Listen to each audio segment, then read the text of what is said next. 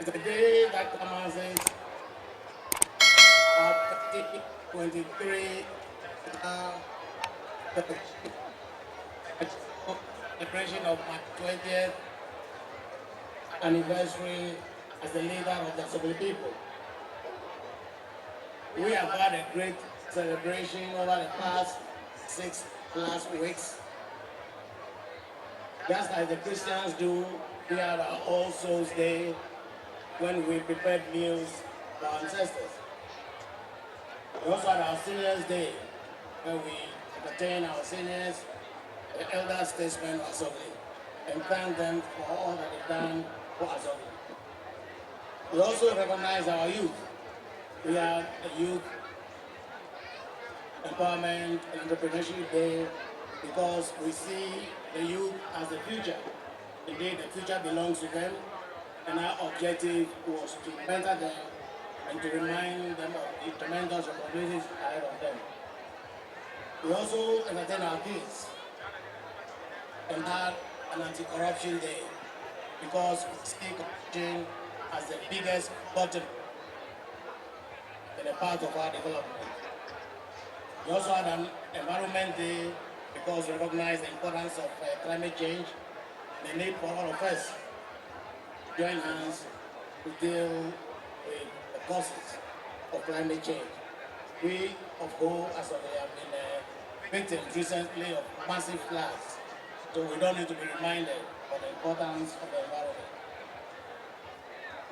We also recognize our women, their important role in a very successful Women's Day celebration. I want to recognize all of the political parties that are here, MPP, the NDC, and etc. Distinguished ladies and gentlemen, we are here thanks to the work that has been done by our ancestors, the founders of Asogli, who had settled in Noche over 900 years ago before moving to where we are today. We also acknowledge our predecessors, especially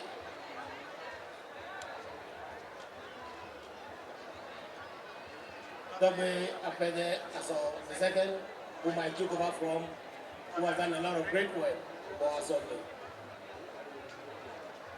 Without their pioneering work, there is little we can boast of. Their work has given us what is one of the biggest ever settlements in West Africa, which we are very proud of.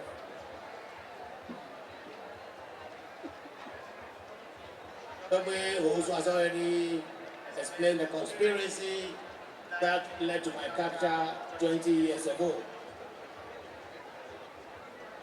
When the Asogli decided to make me their leader, they made very clear to me their two most important needs. One, to bring development to the community so that our citizens can have jobs, can have incomes, and can enjoy good living standards. Of course, also the importance of unity. They need to keep us united because without unity, the development that we crave cannot be realized. And that is why for the past 20 years, the questions of development have dominated my thinking. Of course, I've not lost sight of the important need of peace and unity. And of course, the reminder that we have to modernize chieftaincy if we should be able to bring to us the desired development.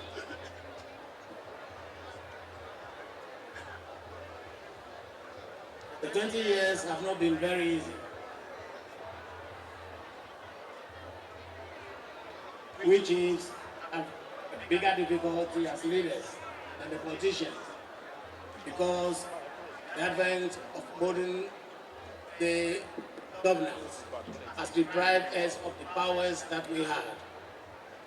Before modern governance, we had absolute powers, we had all the legislative powers, executive powers, and the judicial powers. And of course, we let our go to war. Today we have much less power and of course much less sources of revenue, if any at all. So bringing development to our traditional areas has never been an easy task. And more so when you stay on the throne for a long time, as I have done. Because invariably, familiarity brings some content. And over time, people begin to take their leaders for granted. That is why I always wonder whether a chief should stay on the throne for more than 20 years at all. Personally, it will be a great experience to be able to groom my own successor after having seen it installed.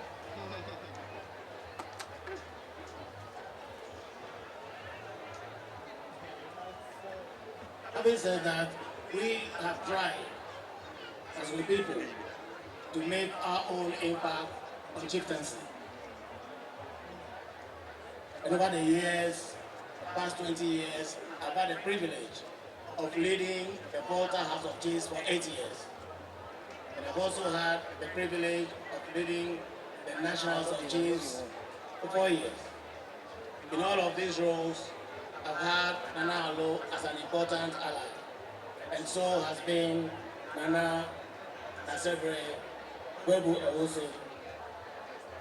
As leader of Volta House of Chiefs and as leader of National House of Chiefs, I tried so hard to unite chieftaincy. I tried so hard to make chieftaincy development oriented. Because I believe that if chiefs must be relevant, they must address the important needs of our people. And our important need is development. Again, development that brings jobs, impact, enhanced living standards. So if we chiefs, and for that matter, any institution has to be relevant. It has to address the most important needs of its constituents.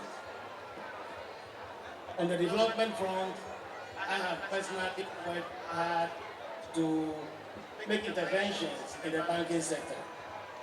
I've made interventions in the power sector with the support of my Chinese partners, Energy Group.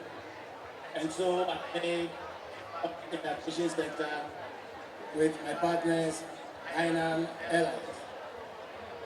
In the trade sector also, we've made some impact with the establishment of the most effective World Trade Center in Africa.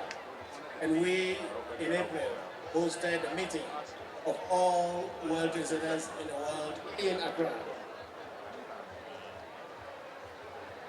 We have also tried hard to bring development to the Volta region. And I'm particularly proud about how far O has come over the past 20 years. O has grown both in terms of its size and in terms of population. And we've seen the emergence of many hotels and businesses. We've also seen our young festival metamorphose into one of the biggest traditional festivals in the country. And I think that's also has been important in aiding the growth of gold. But bringing development to the Volta region is not an easy one. It's not easy because we have not discovered our mineral resources yet.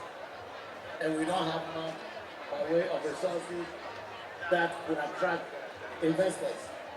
Of course, we can take pride, we can take out the pride in our people, our hardworking, highly educated, and peace-loving people.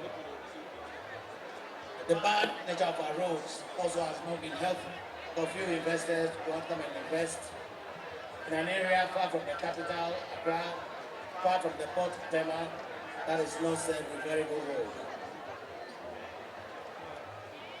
Nonetheless, we keep shouldering on. And as we had intended, over the next few months, we will see the launch of Ghana Aviation Academy here in Ho to train pilots and others for the aviation industry. We believe that can have important ramifications for other sectors in the region.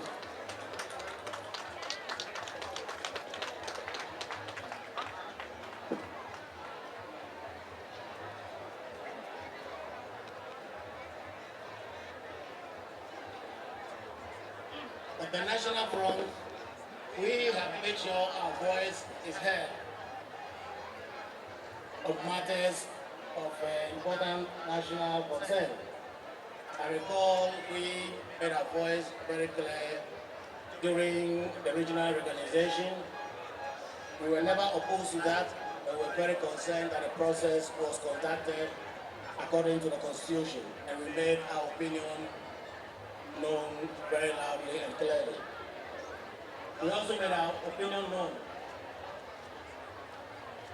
about the intended but finally aborted referendum to decide on extending partisan politics to our assembly elections. We've also been very vocal in our position to the Ejepa deal that we thought was going to deny Ghana its gold resources into the future. We also have been very vocal in the fight against Galamsey, and we are proud that our regime has not seen its effects yet, and we hope never. But on this day, 20th anniversary, one needs to take stock, just as I'm trying to do, about the impact that we made. The question is, have we done well enough? It is difficult to be happy about the past 20 years when our people remain in poverty. There's poverty in the land, both in the Volta region and all of Ghana, and we all see massive declines in our economy. So that cannot be cause for celebration, even if we have made a little impact. As I've always said, the dream of our founding fathers was one of a great country, economically progressive, able to take care of its people and provide the opportunities for all. And of course, that vision has been spelled out in our 1990 Constitution as well, which enjoins the state to ensure that the economy is managed well and in a way that secures happiness for all Ghanaians and opportunities for all to participate in the development process. Our founders, I believe, were inspired by the abundance of resources that we have in Ghana, just like in all of Africa. Africa like Ghana, or Ghana like Africa, boasts of more than its fair shares of the world's natural resources. A lot of fertile land, a lot of mineral deposits, and etc. That is why I've always said that poverty in Africa and poverty in Ghana is a paradox. Paradox because we have so much resources. Paradox because we have so much. Paradox because we have so many youth who need jobs while we have so much to do.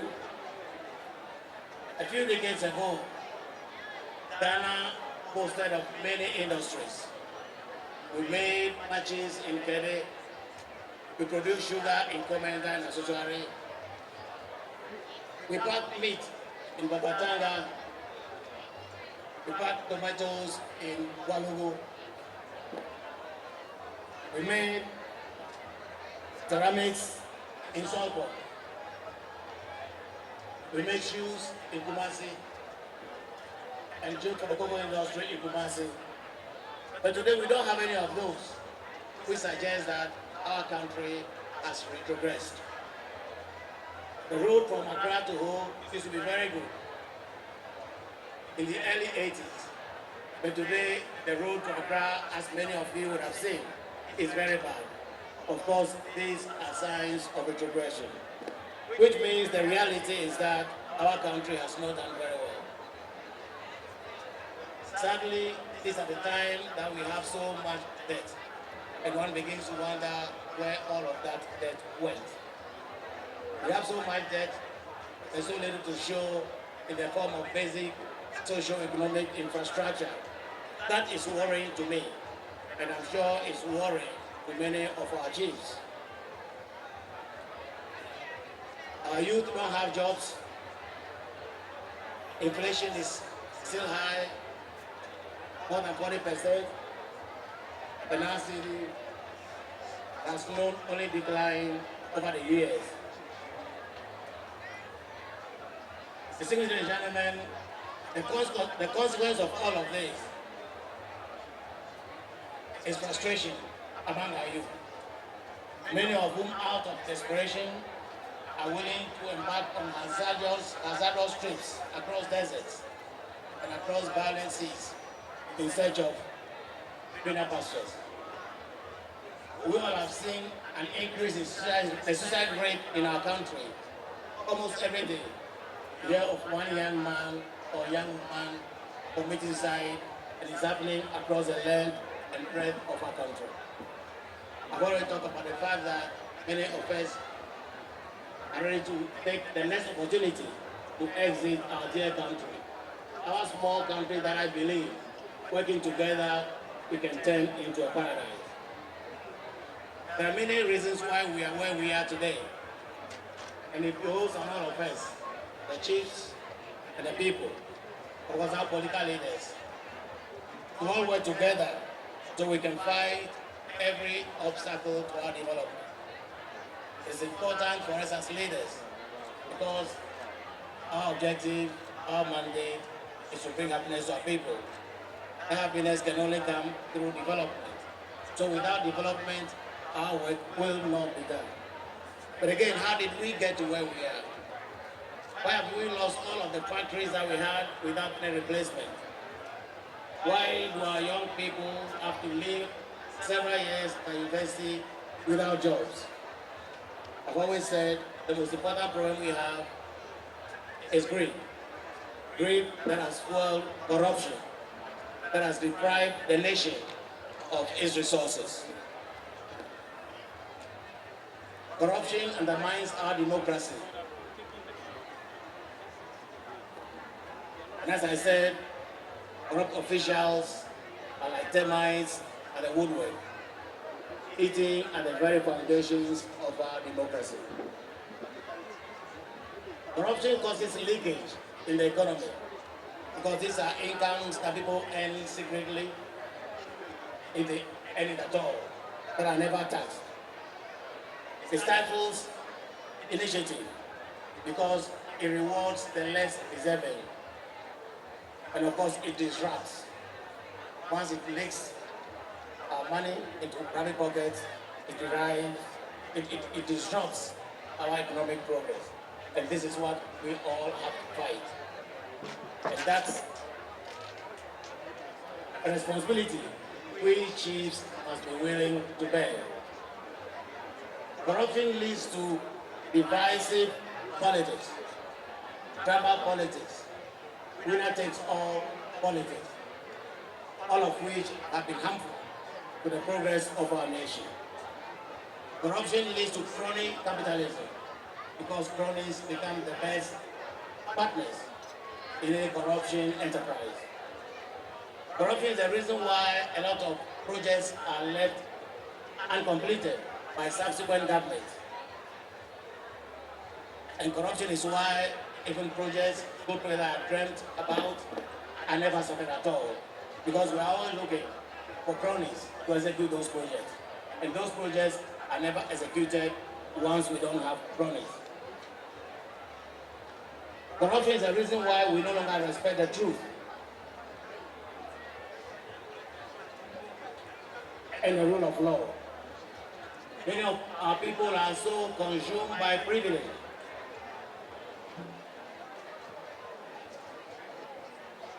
that they are willing to invoke the Lord Jesus Christ in defending what is untrue. They only see bad in what does not benefit them. These are things that we have to guard against. Let's tell the truth, because without the truth, no nation can progress. Evidence is there that the most developed nations are the ones that uphold, at least generally speaking, the path of honesty and where the rule of law works. You recall when recently I refunded money that was paid to me that I thought I deserved. Ex gratia from my Council of State Services, I became the target of insults, most unfortunate. I want to say it here again that I believe that the provisions of Section 71 of our Constitution that allows a few privileged people to enjoy what they call NSS benefits is not fair, and I would call for its abolition. In any case, the Constitution does not say that those who must be paid. It only talks about a committee determining how much they deserve to be paid, if at all. But you all agree that it doesn't make sense for an official of government to enjoy ex-gratia benefits every 4 years, where each benefit is several times what a poor teacher takes home after 40 years of work. As leaders, we should be honest and accept that many of these benefits are not deserved. Recently, there was a ridiculous talk about a government institution buying iPhones for its board members and executives. As leaders, we must accept that we do not deserve some of these freebies and be bold enough to reject them so that we all can bring honesty into leadership in our country. One of the biggest challenges we have, aided by corrupt officials, are weak institutions. Some of our institutions are intentionally weakened so that the controls that we need to provide a bulwark against corruption will no more be there. Our military has been compromised, the police, the judiciary, even chieftaincy. We need all to work hard to ensure that these institutions win back their